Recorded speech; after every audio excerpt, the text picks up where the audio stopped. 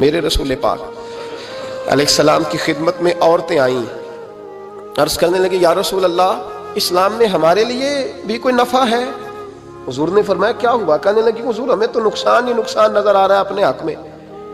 حضور بتلائیں اگر آپ کے دین میں کوئی خیر ہے تو ہم کلمہ پڑھیں فٹافٹ، باقی تو دنیا میں ہمیں اپنا نقصان ہی دکھائی دیتا ہے۔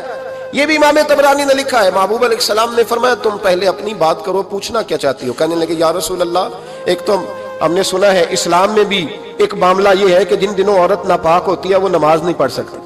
وہ روزہ نہیں رکھ سکتی۔ حضور یہ دینی نقصان ہوا، اور دو عورتوں کی گواہی ایک مرد کے برابر ہے، دنیا میں بھی ہمارا وہ کردار نہ ہوا جو کہ مردوں کا ہے، تو حضور ہماری دنیا میں بھی نقصان ہے، دین میں بھی نقصان ہے۔ یا رسول اللہ یا رسول اللہ یا رسول اللہ صلی اللہ علیہ وسلم آقا، پھر تو یہ ہوا کہ ہفتے مہینے کے بہت سارے دن عورت ویسے ناپاک رہی، دین سے دور رہی، اور اگر وہ قومی معاملات میں کوئی کردار ادا کرنا چاہے پھر بھی اس کی گواہی دو عورتوں کی ایک مرد کے برابر، تو حضور دنیا کا بھی نقصان دین کا بھی۔ میرے کریم نے فرمایا بیٹھ جاؤ بیٹھ جاؤ۔ عورتیں بیٹھ گئیں تو محبوب فرمانے لگے تمہیں پتہ ہے جب کسی کے گھر میں بیٹی پیدا ہوتی ہے حضور کیا ہوتا ہے؟ فرمایا میرا مالک دو فرشتے بھیجتا ہے، فرمایا وہ آ کے گھر والوں کو سلام کہتے ہیں، جنوں اور انسانوں کے علاوہ ساری دنیا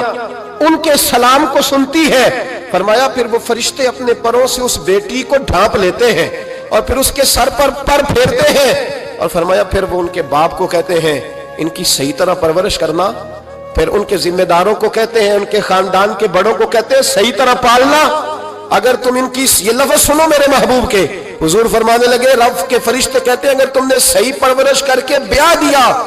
تو اللہ قیامت تک تمہاری مدد کرے گا۔ کس طرح؟ اللہ تمہارے رزق میں بھی تمہاری مدد کرے گا،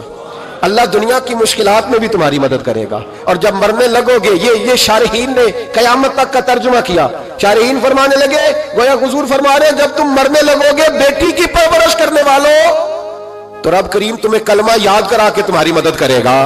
اور نکیرین کے سوالات قبر میں آسان کر کے تمہاری مدد کرے گا، اور قبر میں جنت کی کھڑکی کھول کے تمہاری مدد کرے گا، میزان عمل پر تمہارے عملوں کا وزن زیادہ کرا کے اللہ تمہاری مدد کرے گا، پل صراط پہ تمہیں آسانی سے گزار کے تمہاری مدد کرے گا، میزان عمل پر اپنے محبوب کے ید اللہ والے ہاتھوں سے تمہیں جام پلا کے اللہ تمہاری مدد کرے گا، اور فرمایا تمہیں دوزخ سے بچا کے جنت میں ڈال کے رب تمہاری مدد فرمائے گا، یہ تمہاری مدد ہوگی۔ حضور نے فرمایا یہ تو ہے بچی کی پرورش، اور میرے محبوب نے فرمایا اور تو تمہیں پتہ ہے جب کوئی عورت حاملہ ہوتی ہے تو اسے کیا ملتا ہے؟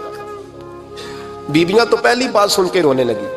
ان کے آنچل آنسوؤں سے بھیگ گئے۔ محبوب فرمانے لگے جب کوئی عورت حاملہ ہوتی ہے تو رب اسے اسی طرح کا اجر دیتا ہے جس طرح اس مجاہد کو اجر ملتا ہے جو جہاد فی سبیل اللہ میں جاتا ہے، اتنا اجر اللہ حاملہ عورت کو دیتا ہے۔